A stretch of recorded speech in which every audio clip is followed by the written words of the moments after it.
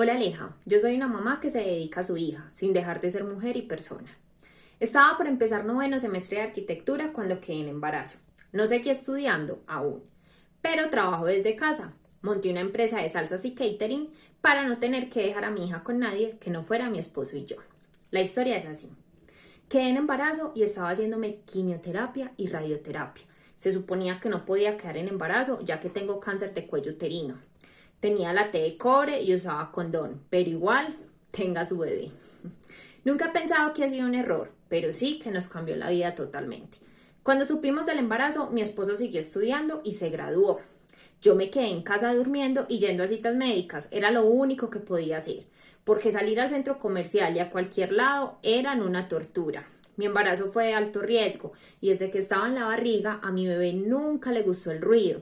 En diciembre el dolor de estómago era impresionante porque la pólvora o la música la hacía retorcerse. Entonces era imposible hacer otra cosa que no fuera estar acostada. Ahora, después de 4 años, somos muy felices, amorosos y contando esta historia como la más linda que tenemos mi esposo y yo. Él orgulloso dice que su esposa lo que más hace es cuidar a la bebé, que tiene su empresa, pero que no es necesario.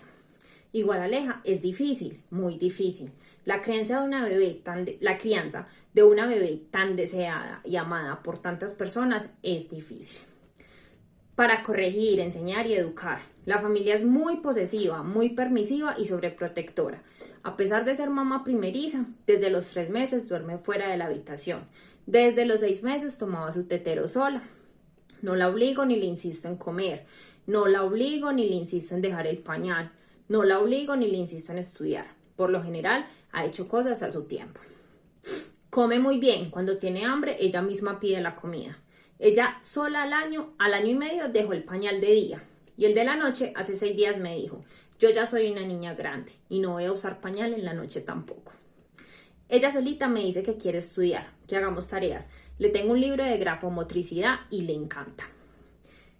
Y eso es como la parte de mamá. Ya como esposa y como mujer, pues como te dije al principio, salgo a cenar con mi esposo, salimos a cine, nos vamos de paseo, salimos a tomar algo, sin remordimientos ni pensar que estamos dejando a nuestro bebé, porque los mejores padres para ella somos nosotros.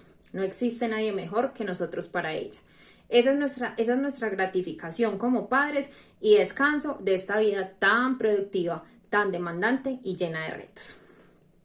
Le pregunté a ella que si había recibido también comentarios por haber decidido quedarse en casa y me dice que sí, que obviamente los recibió, pero que ella no les presta atención.